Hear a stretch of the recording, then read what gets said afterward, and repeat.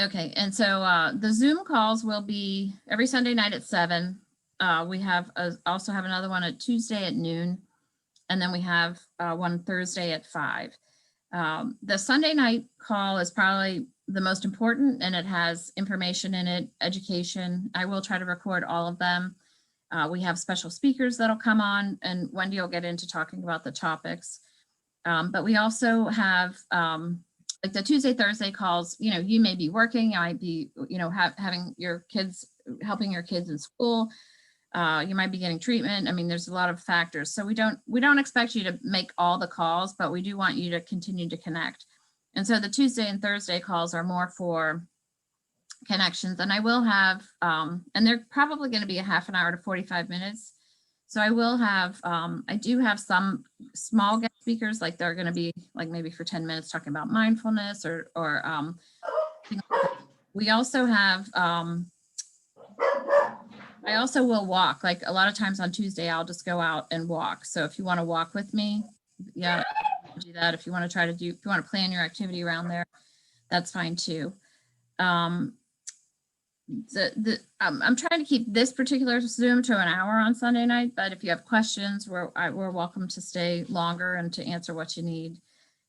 There's only there are two variations, and I'll actually ask you one Sunday, which is the 7th, I believe, of February, is the Super Bowl. And although the Steelers aren't in it, I know people like the Super Bowl. So, so we may change that based on what your thoughts are. And then the next Sunday is Valentine's Day. So we're going to give you Valentine's Day off, and we're going to move that session to Monday night, the 15th. So I will send you an email. The Zoom links are the same for each Sunday night. And then the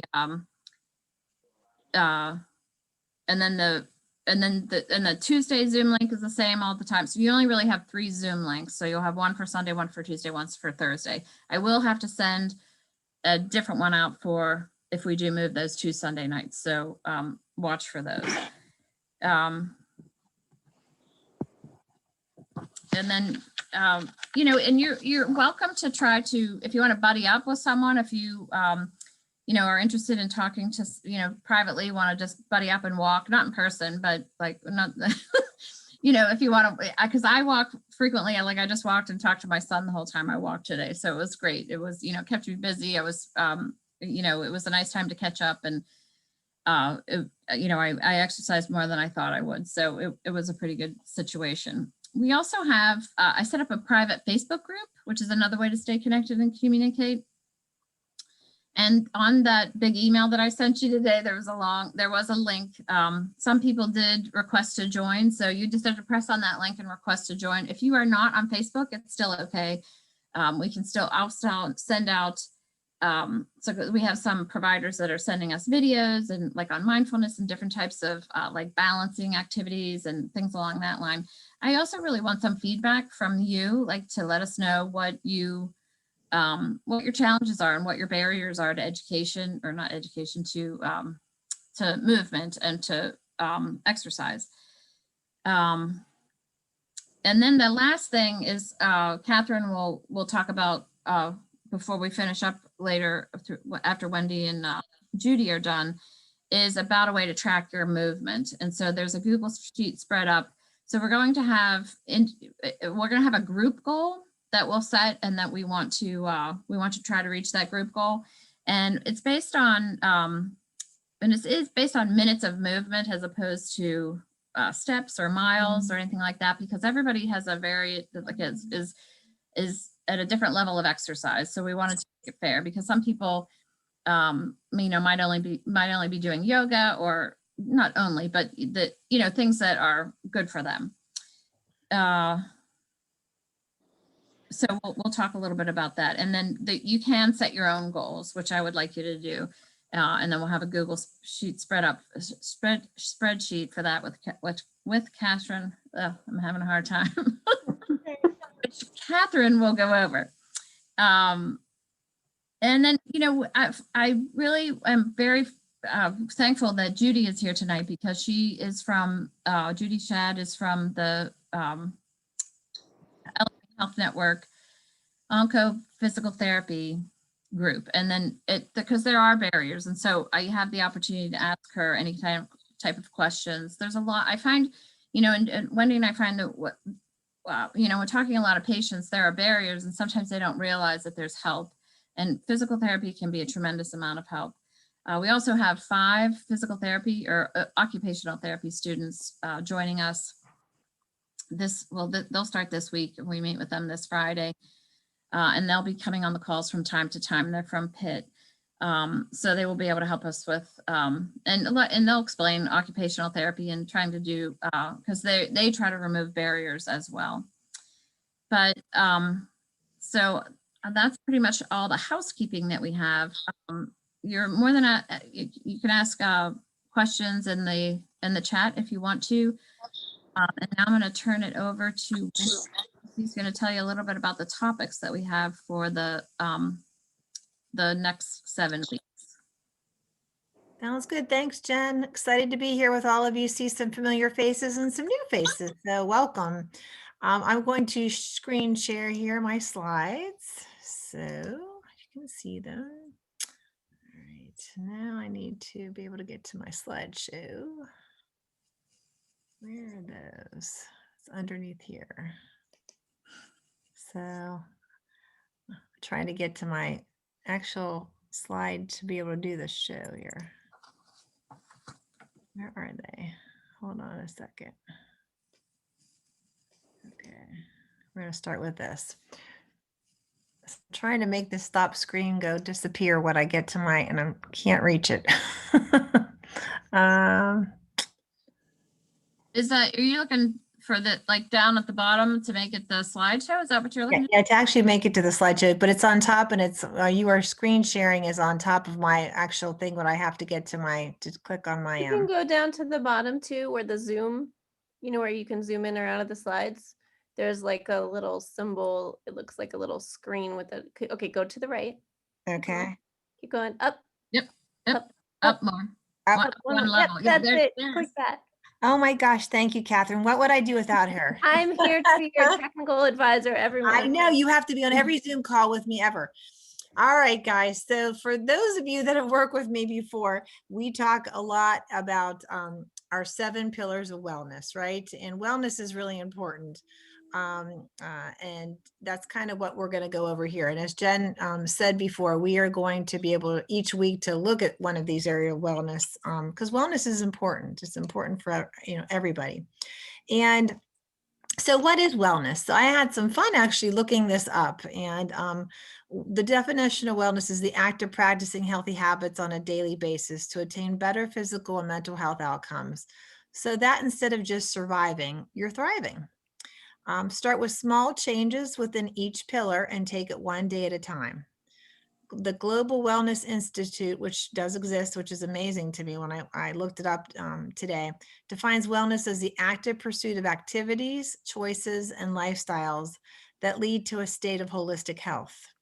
And wellness is a modern word with ancient roots. It is both preventative and holistic, traced back to ancient civilizations from the East, India and China, to the West, Greece and Rome. In the 19th century, Europe and the US, a variety of intellectual, religious, and medical movements developed in parallel with conventional medicine, with their focus on holistic and natural approaches, self-healing, and preventative care. So these movements have provided a firm foundation for wellness today in the 21st century. And you can't talk about wellness without talking about self-care. This is another one of my big mantras, which we always talk about in therapy. What is self-care? Self-care is a broad term that encompasses just about anything you do to be good to yourself. It's being kind to yourself as you would be to others. Recognizing your resources are running low and stepping back to replenish them rather than letting them all drain away. Integrating self-compassion into your life that helps prevent even the possibility of a burnout reduces anxiety, which can lead to depression. So when healthy self-care is practiced regularly, there are long-term benefits for your body, mind, and spirit. And each one of you need to find your own balance, because that will be different for everybody. And that's why it's kind of interesting. You all can choose different activities based upon what your interests are, what you think is important. And once you find that, it will turn into, what wellness means for each of you. So more benefits of this, right? It's a gift. Best gift is, is you. So we end up having better productivity. Our goals are sharper and focused and helps you to concentrate on what you need. Improve resistance to disease, right? And that's important to all of you, to keep your disease in check. It activates your parasympathetic nervous system by putting your body into a restful, regenerating mode, which in turn boosts your immune system. Better physical health, which means fewer colds, flu, upset stomachs, less stress, and better immune system can ensure you feel stronger inside and out. And health, enhanced self-esteem, time spent on yourself reinforces in your subconscious that you are indeed important. You matter and have intrinsic value, discouraging negative self-talk, reinforcing your positive inner self. We all could use that right now, right? We need our positive inner self. Increased self-knowledge requires you think about what you really love to do, what your own needs are and what you feel passionate about and inspired by, can help you understand yourself better. And you have more to give. You may feel selfish or guilty at first, but in truth, self-care gives you the resources you need to be compassionate to not only yourself, but to others as well. You cannot fill others' buckets until you have filled your own. So what are our 7 pillars of wellness? So here they are. So the first one obviously is the one, this is kind of based on the Jen used, which was movement, right? And Jen also touched on a little bit about what Judy's going to present, and Judy's going to talk a lot more about this, which are your ADLs, your activities of daily living. And that's our medical term for it. But it is in essence what's available to improve your quality of life, right? In a lot of illness and chronic illness issues, we have gotten really good at extending people's lives, the quantity, but we have to focus a lot also on the quality of your life. And so working within looking at our areas of wellness, that's our goal, is to improve your quality of life. So movement's important, and it can be anything. And as you're going to see, Catherine's going to go over that, Judy's going to go over that. You can be very creative.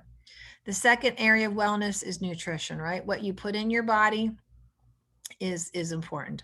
Rest, stress, your past, present, and future, social connections and intimacy, spirituality, and environment. So with movement can be anything that gets you to move your body, which then activates your mind.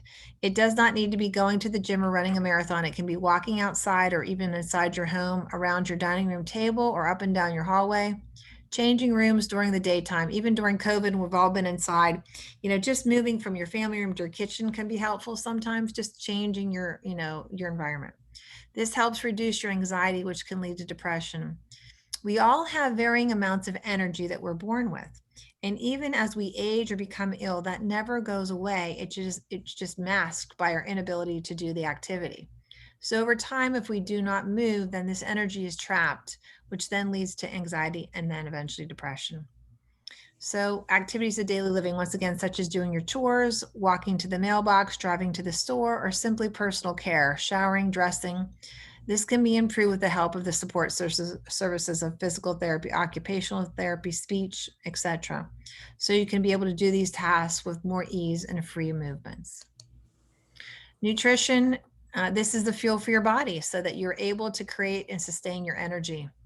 Always a good idea during your cancer journey to meet with a registered oncology dietitian for direction and recommendations that are personalized to your needs. It's not a one size fits all.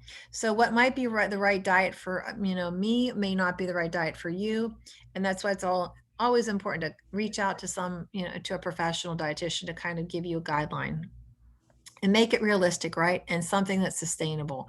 Because if we do something that doesn't seem that, like, wow, I'm going to try this because I think it's going to be good for my health, but I really, this is not something I buy into, it's not going to fit.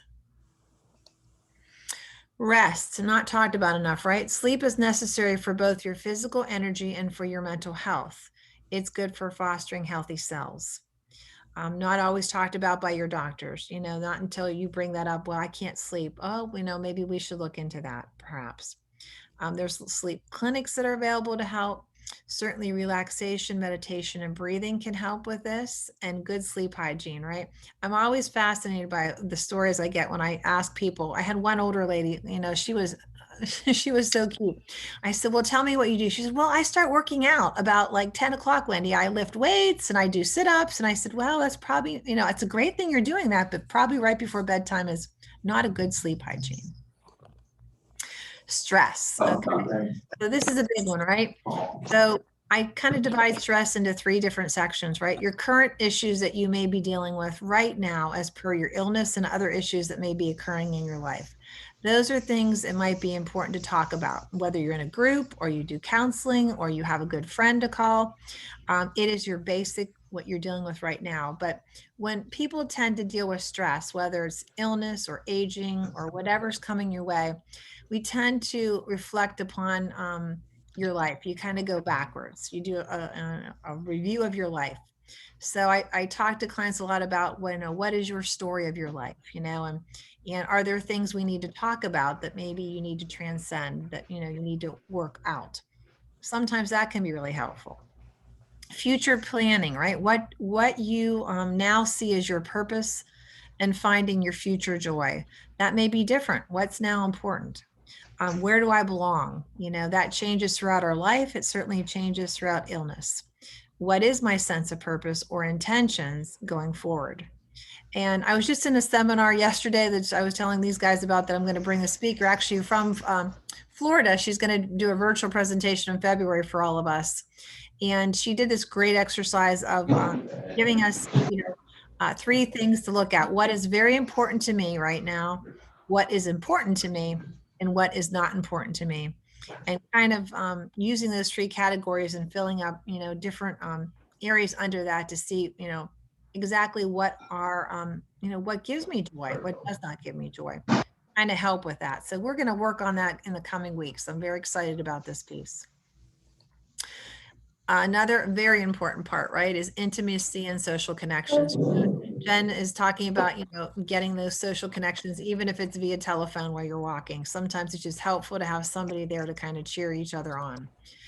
Intimacy, what is your relationship like with your significant other? The silver lining of a lot of this is that you have an opportunity to really work on issues that might have existed in the past, to try to make some peace with it and find that connection. Support exists with couples counseling, support for intimacy issues. There is a lot of support out there, and people, there's a lot of sex therapists that can help with those issues because they're important, working on communication issues, sharing your needs with one another. So once you start taking care of your own wellness needs, then you can share with your partner. This is also not always discussed with your MB, but very important. Social connections. Who is your village of support? Help them understand empathy versus sympathy, right? Most people don't like just sympathy. They really need empathy. Sympathy by itself leads to pity and makes you feel like a victim, where empathy really leads to validation of feelings, and support, which leads to empowerment. We want to be empowered. We're trying with this program to empower you all. And so we will talk, as time goes on, about the differences and what you really need. Spirituality, right? So for some people, it's religion, faith, and prayer.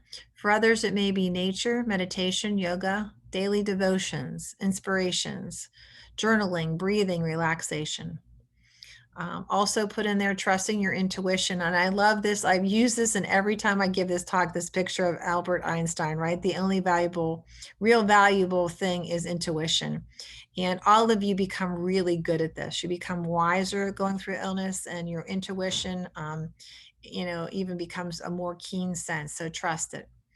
Also, sometimes when we go back over our past, in dealing with stressors, we may have to practice some forgiveness for others or ourselves of past things we might have to think about.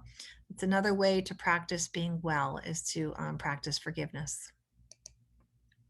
And last but not least is your environment. And there's a lot of pictures here for a variety of different things we work on. So this is our chance, I know everybody, that you can look at your own behaviors that might be toxic, whether they're addictions of any sort, to make some changes, toxic relationships that you might be involved with that are not healthy, toxic work environments, and this is a chance you can make that change as well. and simply decluttering your space. We started out a lot of our Zoom groups with, we've had a couple speakers about how to declutter even just your area that you're in, one room at a time, so that you feel comfortable, you feel organized. And then being more aware of environmental factors that you can control, such as use of glass versus plastics and other consumer products to lower your risk to toxins, so that you feel like you have some control. You feel like you have some part in, keeping yourself, the risks that you have around you lowered. So all of these pillars of wellness involve either physical or mental movement. Be thinking of them as we go through our 7 weeks of happy feet, and be proud of your accomplishments along the way. You can do it, and we can do it together. And I think that's what's important too, is that sometimes people, when you start a program like this, you focus on, oh, I wasn't able to do it, and you feel badly about that. But I encourage you all to think about what you're able to do and what you have done, kind of look at that and be proud of that. We're not proud of ourselves enough because we think that's being boastful and self-centered, but having a sense of pride in what you're able to accomplish is actually a really good thing. And it trickles down to the rest of your family as well. So that is not being boastful. That is actually really good self-care. All right. And so I will stop the share there and see if anybody has any thoughts, comments, questions. All right. Does that make sense to everyone? Okay. All right. Sounds good. Thanks. Thank you, Wendy. That's awesome. And that's so I will send out another email, and I apologize for those of you who could not get in. I sent an email out, a mass email out this morning with all of the information. So I will resend that out just so that you have all of the information for the coming weeks, because it had and it was an incredibly long email. At the bottom, it had the 3 email links, or Zoom links rather, for the rest of the week. So if you definitely didn't get it, well, check in spam when you get a chance. And then I'll give you my email address. I'll put it in here just so that you can, if there was an issue, but I will email out everything back out again today. But thank you, Wendy. And so we are those 7 pillars. We will then use those every Sunday night. So next Sunday night we have Angela Zaccanini, who will come. She is a registered oncology dietitian who works at Hillman, and she actually does Zooms once a month for the Cancer Caring Center. And she's going to talk about food and using food for energy, and finding ways, because I know that a lot of us struggle with fatigue or have challenges, whether it's after treatment or, or years after, or caregivers. I know a lot of caregivers, it's just very challenging. So, and then each week we'll follow those 7 pillars. So, but I really am grateful for Judy. She's coming on tonight, and I will make you the spotlight video, Judy. And then if I set it up so you can share, but if you have any problems, I have it all set up that I can pull it up, and then you'll need to unmute yourself. Yes, so I'm Judy Schaad, and I'm really glad to be here this evening and to talk to you all a little bit about this increasing movement and building some exercise into your day-to-day life. And Jen, I don't have, would you want to put the share screen of the handout that I sent you today? That'd be great. So thanks, Jen.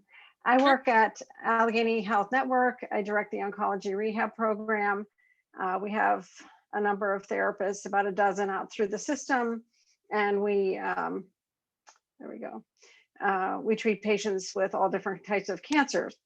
So I'm really glad for the opportunity to talk to you tonight. I am going to give you just some general guidance on how to start exercise, and some information on how to build your strength and your endurance and your daily energy. I do want to let you know that, I haven't met any of you that I know of. I don't know your situation. I don't know your specific needs or what specific exercise is best for you. So just as a disclaimer, this information is really provided for the general cancer population. You know, each of you has a different medical history, unique treatment history, a unique medical and cancer journey. So the specific person that I'm providing this information for, and it should be used should not be used without any specific input from your physician. So just wanted to put that out there first. And you're certainly, welcome to see any therapist that you have in your health system. You may not be associated with Allegheny Health Network, and that's fine. So if you need some input from your therapy department, you can check and see who is available for you if you are with UPMC. So I just want to give some general exercise guidelines for health.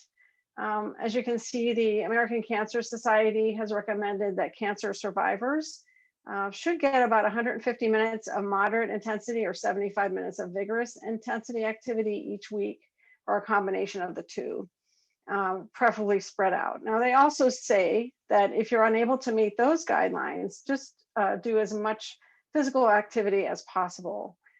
So some additional considerations for this exercise would be to always discuss any plans that you have to start a new exercise program with your physician, and just make sure that you get their input to make sure that you're not going to be doing anything that they don't agree with.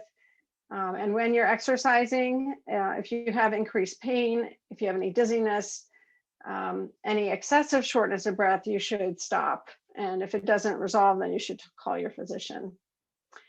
So just to define what that moderate intensity exercise is, that's where you're increasing your breathing rate about the level where you'd be if you were taking a brisk walk outside.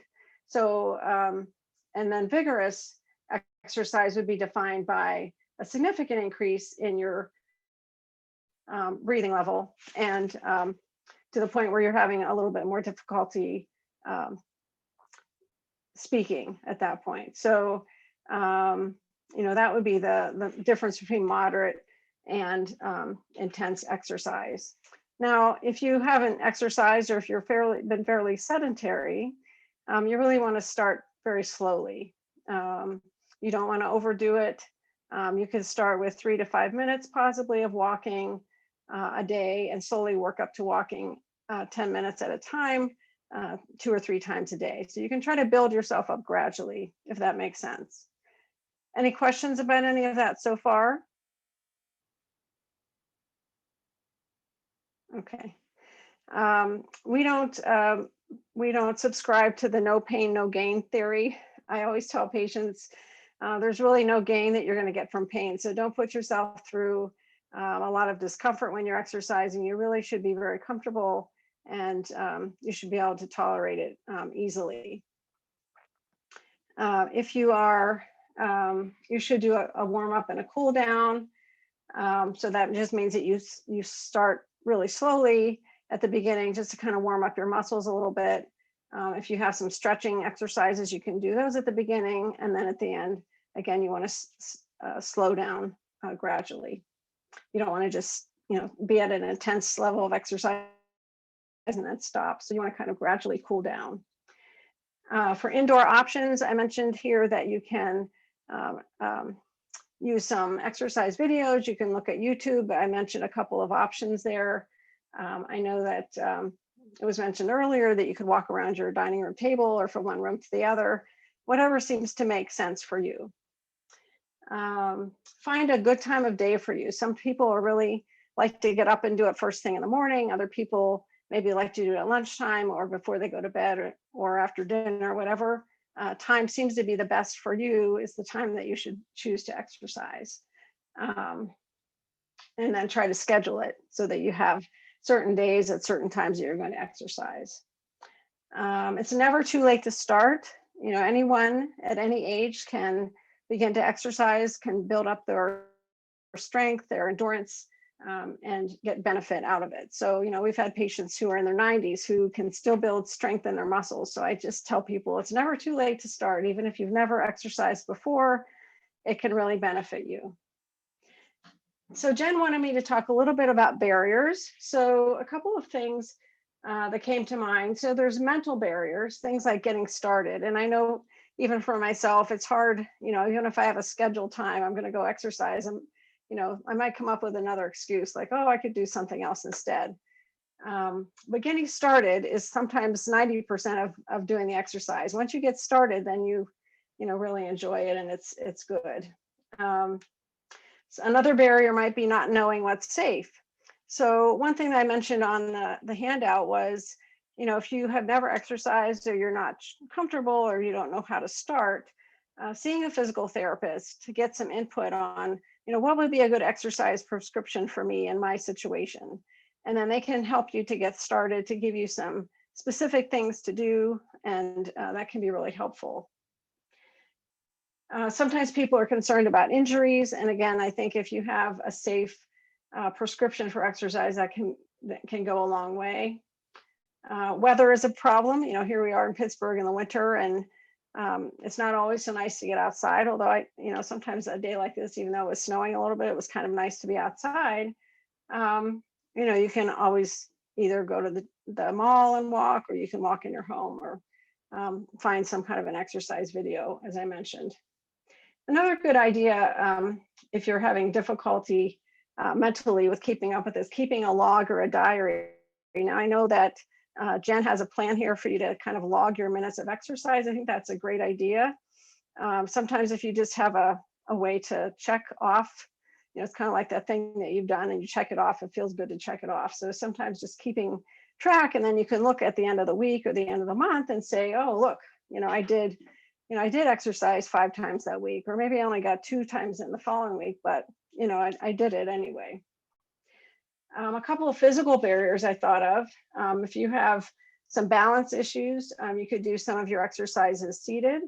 There are some little devices you can get to hook onto a chair, like a cycling kind of a thing that you can exercise your legs that way if you have balance issues. If you're doing a standing marching in place kind of thing, you could put a chair to the side of you to use that for balance.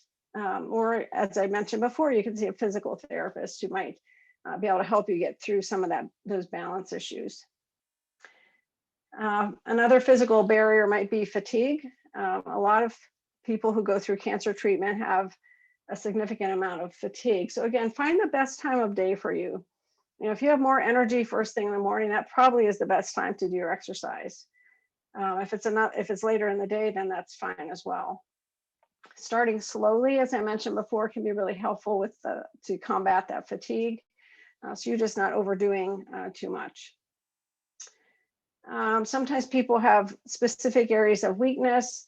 They might have some tissue tightness, especially after, say, a breast cancer surgery. People often will have tightness in their armpit area.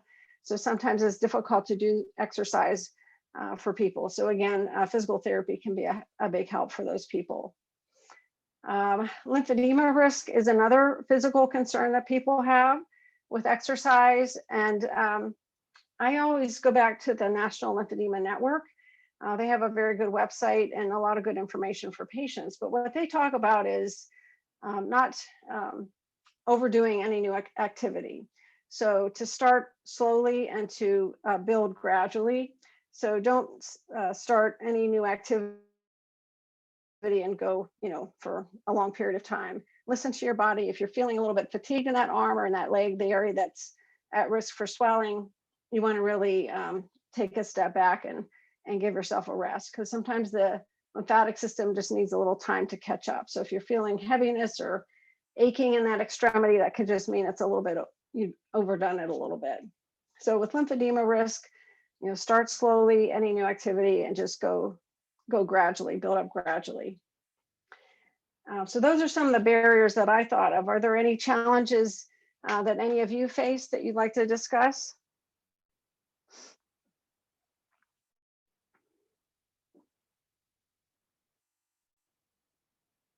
Or any comments on any of the things that I mentioned?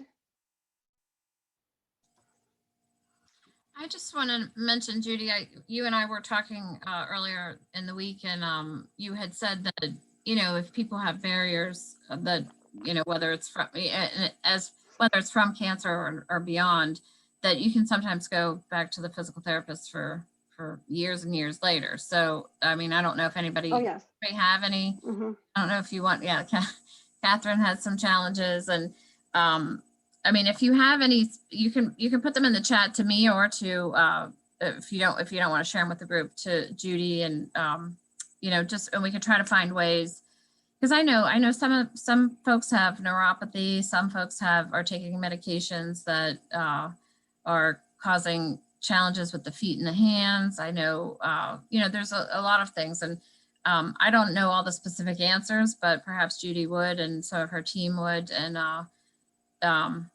someone just said yes, neuropathy. I don't know if you can speak to that, Judy. Yeah, so we do address neuropathy. So I'm not sure if it's in your hands or in your feet, but usually neuropathy occurs after certain types of chemotherapy drugs that affect the nerves and the nerve impulses, and the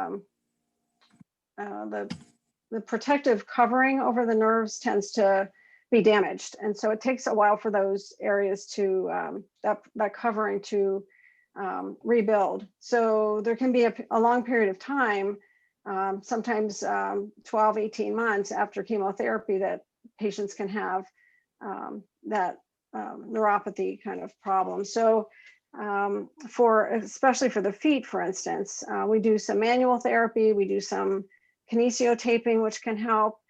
Actually, weight-bearing exercise has been shown to be really beneficial for peripheral neuropathy of the feet.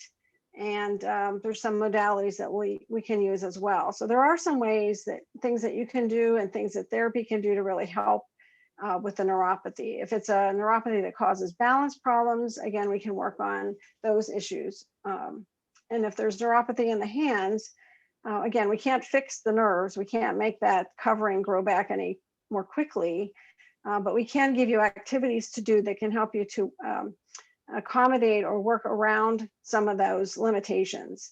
And it can be really beneficial for patients. So it can be helpful. And I know that can be a barrier to exercise as well. Does that help to answer the question? Or did you have something further you wanted to ask? Can you hear me now? I can. Okay. I had breast cancer a long time ago. And then last year I had cancer twice, a different kind of cancer. And now I've got RA, and they don't know if it's from all the cancer treatment or what. But anyway, I got one of those pedal things that it's not a bicycle, it's just the pedal things. What should I do with that? Like, how much should I go for distance or time or what? Well, I would probably go for the amount of time that you can do it. And so, when you start to feel tired, again, check with your doctor first. Oh, But no, if he's all for it, yeah. He's all for it. Okay. Yeah. So I would say probably the time that you can ride the cycling thing, and then you can build up over time. So, ride it until your legs start to feel a little bit fatigued, and then you can stop for a while and then maybe do it later in the day. So, if you can start with like 5 minutes of continuous cycling, that's great. If you can't do quite that much, then, work your way up. Does that make sense? Yeah. Okay. Yeah. I wasn't sure exactly, because I'm not real good at walking right now either, because my balance is messed up, but they don't know if it's the RA or how far is it. I just started with this. So, but I have to do something because I've been laying around too much. Yeah. So when you do the exercise, you don't want to be causing any increased pain in your joints. So you do want to watch out for that as well. So ride or cycle as long as you can without, pain or over tiring your legs, and then build up gradually. See how you tolerate that. See how your body responds to that in the next day or so. And then you can, do a little bit more next time if you didn't have any major effects. Okay. Got it. Thank you. Sure. Any other questions? Let's see if there's anything else in the chat. Okay. All righty. And then the other thing that I just wanted to say that, as I mentioned a couple of times, physical therapy can be helpful. They can teach you how to be safe. They can give you some individualized instruction or an individualized program. They can also help you learn how to progress. So oftentimes what we'll do is we'll see someone once, we'll do an evaluation, we'll set up a home exercise program, give you guidance on here's how much I'd like you to do, how many minutes a day, you know, for this level of intensity. And then this is how I'd like you to progress. And then have you come back maybe in a month or 2 months if you're doing well, you know, if that's all you need. So it may not be like 3 times a week therapy, because I know a lot of times people have lots of appointments and things, but just to maybe just get started, it can be really helpful. And again, it can be wherever, you know, you receive your therapy. It doesn't have to be AHN. It can be someone from whichever health system you're involved with. And then also your therapist can be encouraging to you, can give you some input maybe on how to, you know, how to get yourself motivated, or, you know, kind of work through some of those issues that I mentioned as far as when to do it, or how to start and how to progress. Okay, so those are kind of the major things that I wanted to mention. I believe that Jen is going to share this handout with you, so you'll have this information as a guide, and hopefully it can be helpful to you. I'll put my email address in the chat so that you can contact me in the future if you have any other questions. Let's see, I see another message in the chat.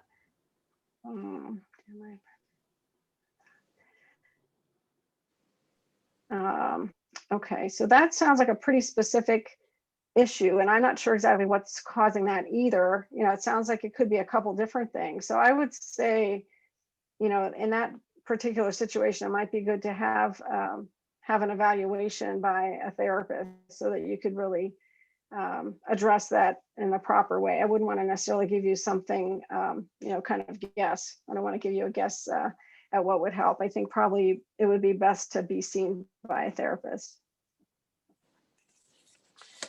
Okay. Someone's asking about water exercise. Yes. So water aerobics, I think. Yeah. The problem with the water aerobics, when Yeah, I was searching for it, they have it at 9 in the morning or 10 in the morning. I don't know why. They don't have a lot of evening classes, and I work. So I'm like, I can't do this, you know? Sure. But, and then the water was cold. I'm on blood thinner. So, you know, it's hard enough for me to even get in a swimsuit in the middle of winter. But the water aerobics was just the best thing. Like my joints didn't hurt so bad.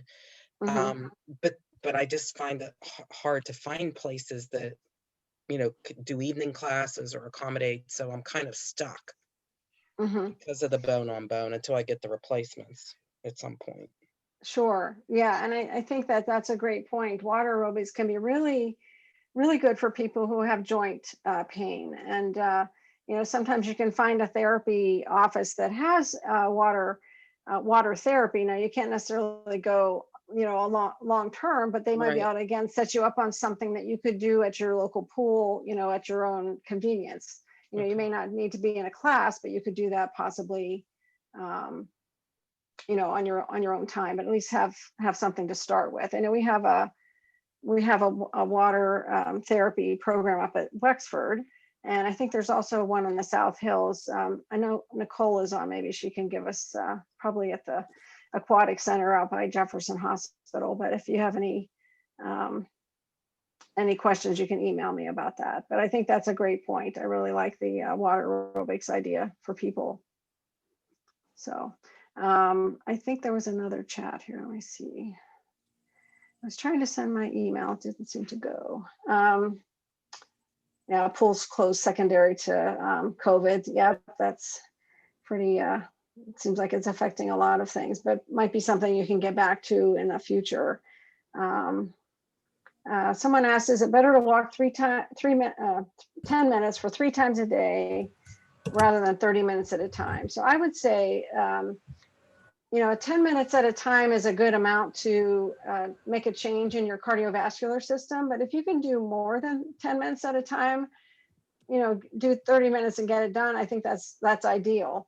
What I was suggesting earlier is if you were just starting out and you can only do 5 to 10 minutes at a time, I think doing that several times a day is probably a good way to start. But if you can do 30 minutes without stopping and you've built yourself up to that point, I think that's probably a lot more efficient. Someone mentioned that there's some of the Pittsburgh YMCA locations have pool hours and classes.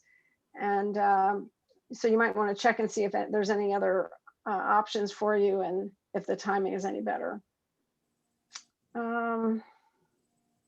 Yeah, call to see what class times are. So I'm not aware of that, but you could probably call and find out. Okay. Any other questions? You guys have some good questions. Yeah. Well, thank you very much, Judy. I really appreciate it. And thank you, Nicole.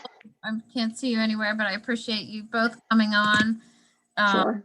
It's incredibly helpful because everybody has their own issues and own challenges. And that's what I really wanted to be able to provide some support and some answers. So it's fantastic to have you. Thank you.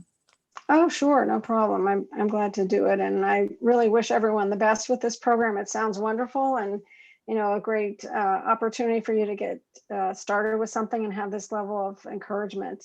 So I think that's great. Thank you. Okay. Thanks for the invitation. All right. Thanks, Judy. Sure. I'm going to head out now, but you can email me. I'm trying to put it in the chat. It doesn't seem to be going, but perhaps Mary can, Jen can send it out. Are you trying to, you mean your email address? Yeah, I was trying to put it in the chat. It wasn't sending for some reason. Jen. Oh, wait, everyone, let me try that again. Okay, I'll put it in before I leave. Okay. All right. Well, we will move on. And so now, hopefully everyone has an idea of sort of what we're going to be doing in the next 7 weeks. And if you have any barriers, let's try to work on those. Let us know and I can communicate with Judy, or we can try to figure things out in order to help you. Like Mary, we can try to search for a pool or, whatever mode of exercise works best, or whatever challenges you're facing, let's try to work through them, because there are ways to work around them. And so, but we want to create, and like Judy said, I believe it's recommended that the American Cancer Society says that we should exercise 150 minutes a week.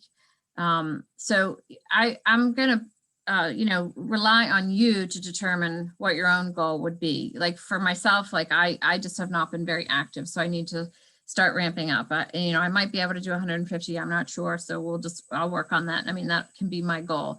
I know Tom said he's a runner, so he probably 150, he probably does it in a day. So, you have to base your own goals. So try to be, depending on what you have been doing and what you'd like to do, and try to make it, and I've also, I don't know if you're like this, but I've also been very guilty of starting out a program and, going out with fire and brimstone, and then I can't walk the next day. We don't want that either. You want to be able to do something in moderation and to be able to, be able to sustain it. So at this point, I want to turn it over to Catherine, who has been very kind enough to, I don't know if she volunteered or I hooked her into it, but she has developed a way to, for us to record our minutes of movement. So we're going to have we're going to record everybody's minutes, and then that'll go into the group. So we'll have a group goal, and then we have individual goals. So you are on, Catherine. Take it away. Okay. Hi, everyone. My name is Catherine. I am a almost 4-year breast cancer survivor. And I was talking to Jen about this program, and we were thinking, I work in analytics for UPMC. So we were thinking it might be kind of cool to give people a way to track their activity and to track the group goal overall. So trying to make it easier trying to make it easy and simple for everyone to enter their activity. So what we did is I just set up some pretty basic Google Forms, and those Google Forms, when you fill them out, will be stored in a Google document, which will be displayed on a dashboard. So depending on how we decide what we want to share, like whether we want other people to see our activity or not, you can go and see how the group is doing on their goal. And if we do decide to share our information, like our name, you can go in the dashboard and look at your own activity. It is all, I will show you in just a moment. It's all pretty simple so far because it's just been set up, but I am definitely open to suggestions if there's certain things that you like to track. Right now, we want to keep the information that you're entering simple so that it's not a barrier for you to come and enter the activity that you've completed in that day or that week, depending on how you want to send in your information. So here we go without further ado.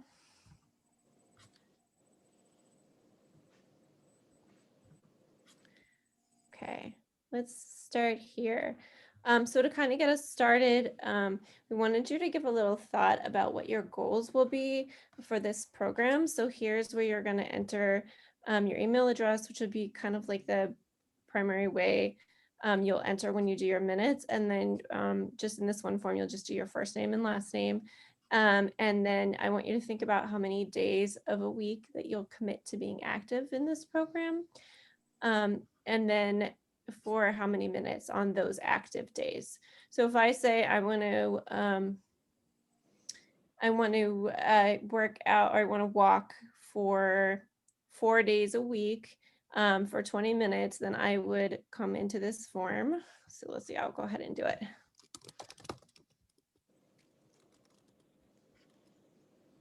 So let's see, I want to do 4 days and I want to commit to 20 minutes of activity on those 4 days. And then you can come down here and you can think about on which days you'll be most active during the course of this program. So let's say I want to do this during my lunch break from work. So I will enter this here. And then I'm also encouraging you to think about some of the challenges you may face as you work to achieve your goals. So we kind of talked about this a little bit in this program. So give it some thought and also sort of be proactive. Think about what you're going to do, like what are some strategies you can do to address those challenges so you can be successful in this program. So once you do this, you only need to enter this one time and don't forget to enter your email. And then that will be your activity goal for the program. We'll add them all up and see if we're on track to reach our group goal.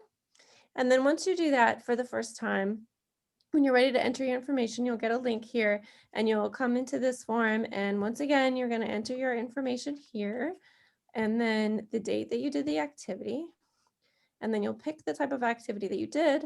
I just picked a few to start, but I am absolutely open to suggestions. If you don't see an activity that you're planning to try during this program, let me know and I will add it to this list. So let's say I want to do some swimming, and then you'll say how many minutes of activity you completed that day. So let's say I did 20 minutes of swimming, and then you can choose whether you want this to email a copy of your responses. You don't need to, but if you like to have it in your email, then you would go ahead and say yes. So you click submit. And if you're entering in a bunch of days at once, you can just come in here and enter another one, or maybe you want to log in every day, give it some thought to see what you want to do. Then this is sort of the beginning of our dashboard. The group information will all go here. You can see this is all me because I was entering a lot of fake information to kind of get this started. But you'll see how many minutes that the group has completed so far out of the 10,000. You can watch this dial move up. It'll give you a sense based on what people are entering. It'll give us a sense of whether we're on track to complete our goal or not by the end of the time. We'll see our activities over the course of the challenge. You can see sort of the overall group, what kind of activities we're completing. You can see for yourself, what your percentages are, what you've been working on. And then again, if we decide to sort of share our information, you can come in here, filter, and see how you've been doing during this course. So you can come and check out your own stats here. I'm hoping it will be a way to motivate us all as individuals, but also to sort of keep each other accountable and keep ourselves accountable and see how we're doing in terms of meeting our group goals. Okay, does anyone have any questions? if I can find the chat again. Can you enter multiple exercises in one day? Absolutely. So you would just come to this form, the activity tracker, and then when you're complete, it'll ask you if you want to submit another response. So you would just click on the link to submit another response and the page will load again. We did have it, so this right here is a single select. So if you walked for, 10 minutes and then you walked up and down the stairs for 10 minutes, then you would need to do 2 separate entries, but you would put the same date here. And they'll show up on this dashboard for you. Anybody else? I will be in the Facebook group, so if you have ideas or suggestions kind of as we go along, I was thinking, we in the first form where we ask you to set some goals for your activities, we're asking sort of which days a week you feel like you'd be most successful in committing to exercise. So that's something that I don't have on the dashboard right now, but we can absolutely kind of let people track their progress by day of the week. I'm hoping it will give you some insight into your own behavior and your own goals, and that will help sort of let you do the best you can at sort of achieving your goals. Like if you see that you're really successful on Mondays, then you can say like, Monday's my day. And, if you're struggling on Friday, you can kind of think about maybe if I change the time, or maybe Friday I need to let go and I can switch to, more activity on a weekend or something like that. I see a hand. Yeah, like I raised my hand. This is Tina here. I'm a little confused about how to access this dashboard. Where do I know there's like a link somewhere, but where do you recommend we keep this link? Yeah, good question. I'm going to defer to Jen on that, but we'll certainly share everything with you. Well, if you received the email today, the link would be in there. It's actually not there are 2 separate ones, one to set the goals and then one to do your daily tracker. The one that has the daily tracker is in the email today. What you can do is just like save it under a file in your email. And then I also will post this in the Facebook group, but I know not everybody is on Facebook. So if you're not on Facebook, it's probably recommended that you just save it under like your, Happy Feet file on your in your emails, and then you can just go in there every day and load it up. Yeah, and if we start like a post maybe on there, I can check it, and then if you have questions for me or suggestions, if you don't see some activity that you'd like me to add to the dashboard, you can reach out to me directly. And if you're not going the Facebook route, then maybe reach out to Jen and she can help communicate that with me. Is that does that help, Tina? Yes, it does. Thanks very much. Okay. And then is anybody, I don't know if maybe, I can't see everybody, but is anybody not on Facebook or not interested in the Facebook group? You can, okay. Me, Linda, I'm not on Facebook and I'm not interested in Facebook. Okay, well, that's fine. And it looked like Mary Beth. We don't use Facebook. Okay. We don't use Facebook. Okay, is that you, Tom? Yes, and Debbie. Okay, maybe we can, you want to stop sharing your screen for a second there? Sure. And also I wanted to say that you don't need to be on Facebook or have anything special to access the form. You should be able to do it even if you don't have a Google account. Okay, well, it looks like we have, a fair amount of people that are not on Facebook, which is fine. Do you feel comfortable just saving that email, and then you can enter your stuff in every day or whenever you do. I did not send out the setting goals link. I can do that today because Catherine was just nice enough to build that today. So I really appreciate that. But I'm trying not to make it challenging.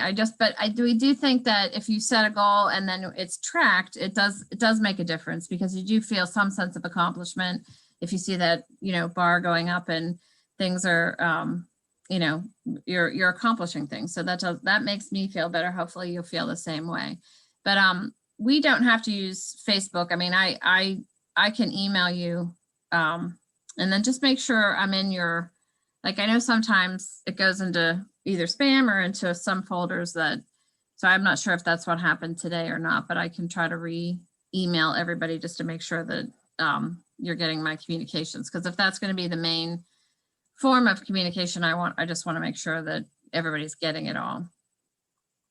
But I know there was a lot of rules and a lot of a lot of details, but what we're trying to do is really just remove any barriers you have to exercising. So if everybody is feeling good, then you know, we can just move forward.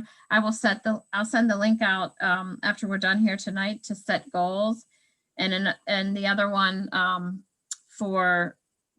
I'll send like one separate email to set goals and the tracker, and then another separate email with the Zoom links again. So if anybody didn't get it or whatever, I'll also give you I'll just type my phone number here too. So, but I also listed my email address earlier if you need that in the chat. Mary Lynn, you had asked what's the name of the Facebook group. I'll actually pull it up for you. It's under the Cancer Caring Center, and it's Happy Feet. So do you search Cancer Caring Center first, or? Well, actually it is, if you didn't get the link was in the okay email that I signed up late today, so oh, okay. I thought I sent you an email though, but I will. Yeah. I'll look again. Okay. So there's a link to join the Facebook group in the email. Right. But I can show you it real quick so you know what it looks like. Let's see.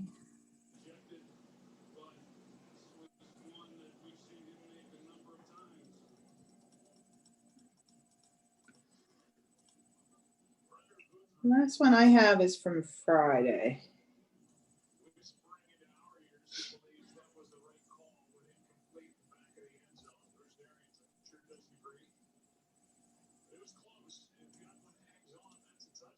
Okay, this is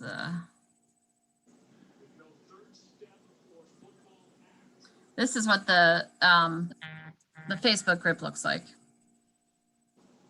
Okay. I just found the email in my spam, so if you guys didn't get the email, it might be there. Yeah, and if you want to double check just to make sure, you know, and then tell your computer that you like me, so that I got it. It was under JEN, and I usually search your whole name. Okay, I got it. Oh yeah. Yeah, I got it. I already put in a request to join the Facebook group. Okay, perfect.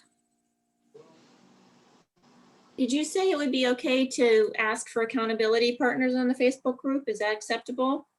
Yeah, if people are, if people aren't comfortable, you can just say, you know, that I prefer not to, or whatever. That's fine with me. If anybody else is not interested, you can raise your hand. Okay, or I'll just ask if anybody would be interested, and then I guess they can respond if they are. Oh, okay, yeah. So this is the email that I sent out tonight. It talks about the Zoom calls. It talks about the private Facebook group. It also, this is the accountability for where you would just go to click on to link your movement, and then at the bottom I had all those Zoom links. And I did record this tonight, so whatever, if you came on late, I can email that out as well, and just so you can make sure you see everything. And but just make sure before you know, if tonight or tomorrow morning, just make sure that you get an email from me, and if you don't, just text me or reach out to me, because that'll make it won't work right if I can't communicate with you. But I'm so excited. I know it seems like a lot of bells and whistles, but it will be pretty easy once you get the hang of it. I mean, just logging your miles is really the only challenge, and I'm happy to help with anybody you know, to work the bugs out and try to figure out, you know, what to do. So you can feel free to give me a call and or text me or email me, and we can try to figure it out. And I know Catherine, she works, so we don't want to bother her during the day, or she has a young wonderful son. So but I can send emails to her, or you could, or I can just ask her through the Facebook group, even if you're not on Facebook. I know, Jen, there's Yeah, a if couple. you accidentally enter that you know, walked 3,000 miles or for 3,000 minutes, or you put in the wrong email address, don't worry about it. We can fix it. So don't panic. Don't make this harder on yourself than it needs to be. We're happy to help. So there's a couple other things in the chat room. I don't know if you guys saw it. Just Ashley asked Tom, do you set monthly mileage goals for your running? So Tom, do you set monthly mile goals? You're muted. No. No. I set my monthly goals as to how many pairs of tennis shoes I go through. Nice. I was just wondering, because my mileage for the month, my goal for the month was 50 miles, and I'm 4 miles off, but my treadmill is dead now. So I'm waiting for the weather to kind of I'm like hoping in the next couple of days the weather kind of picks up a little bit and I can get back out running, because I'll be really upset if I can't get my 50 miles. I'm like so close. Weather doesn't stop me. Oh, Weather doesn't stop me. Well, I live with a lot of hills and a lot of ice, and so I don't want to. I don't know. I don't want to trip and fall. Maybe a track, maybe like a high school track or something. Oh, the nearest one to me is 30 minutes. So, oh, geez. Where do yeah, you that's live? what I mean. I live out in the country now. I don't live in the city where I could go to the North Park and like I literally run around stuff. But yeah, I was just curious. That's awesome though. You run every day. I love that. Well, Ashley, you've run you're only 4 miles away from your goal, and it's only the 17th? Yeah, I've been running a lot. That's amazing. Not every I mean, some days are just like 2 or 3, but the weekends are normally when I have enough time to like put 5, or I think my most mileage for the weekend was like 6 miles. But I have a group on Garmin. If any of you have a Garmin watch, if you want to connect with me, just look up my name, you can find me. And we have a weekly running challenge. So each week we try to beat each other. But none of the boys ran this week, so I'm the winner. You know what, Ashley? You and Tom really do need to connect. So Tom needs to be your running partner. Yeah, maybe also for people who have a Bad Fitbit, example. we could join up that way too. Like I'm sure people have different devices. We could probably find other people who, you know, participate. And there's also a question there, what day is our start date? Did you guys say that already? What day to start, actually? Well, tomorrow is the start date. Okay. And so you have, I'll email it out again, but you have the link to enter your mileage, and then you can, I'll send you the link tonight to set your goals, and you can have a day or two to think about it, or, you know, if you want to talk about it. And then on the Zoom call on Tuesday, I will be walking. So if anybody wants to walk with me, or I don't know, Tom, if you'll run, but you know, so we can just chat and talk about it and talk about setting goals and see what we can do. But I just wanted to let you know that. Are there any other runners in the group that might want to connect? Yes, I'm a runner. Sorry, we're video on, but I'm also Catherine. I'm a runner, and I'm glad to hear other people are trying to run. I haven't been able to do much of it post-treatment, but I'm trying, and it's a goal. Well, good. You can try to work back up to it. Yeah, definitely. Well, hopefully we can be helpful with that. And well, anybody walking? Like I like to walk. Does anybody else like to walk? Okay, so if anybody wants to walk and talk, I love to do that. It just keeps me busy, it just even on the phone. I think that I'd be happy to do that. And, if people want to maybe even just put if you're interested, you can put your numbers in the chat, or if you want to do it on Facebook, if you want like someone that can walk and talk at a certain time of day or whatever, we can do that too. All right, does anybody have any questions? I appreciate you going through this with me. This is the first year we've done this, so I appreciate any kind of feedback that you have, or if something's not working right, or whatever you think about, please let us know. I am going to be emailing out some videos and some different things. Like I said, next Sunday we have Angela speaking, and then the following week we have Dr. William Davies, who is going to be talking about stress reduction. So, so we have some great things heading your way. So hopefully you'll enjoy it and get some benefit out of it and stay connected. And if there's anything we can do to make it better, let us know. Great. So, and then, what was that? I said I'm excited. I am too. I was Accountability.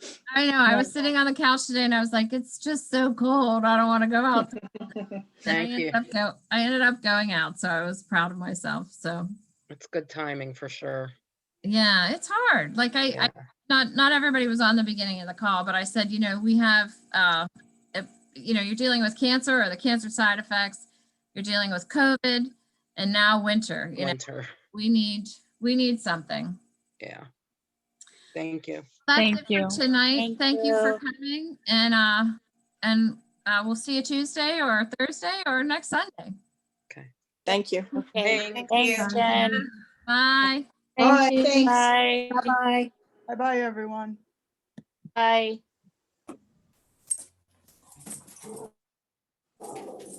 Miles wants to say goodnight, Jen. Oh, bye, Miles. Good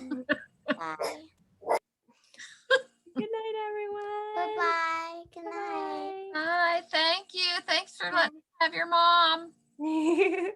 All right. So thank you. Bye. Bye. Bye.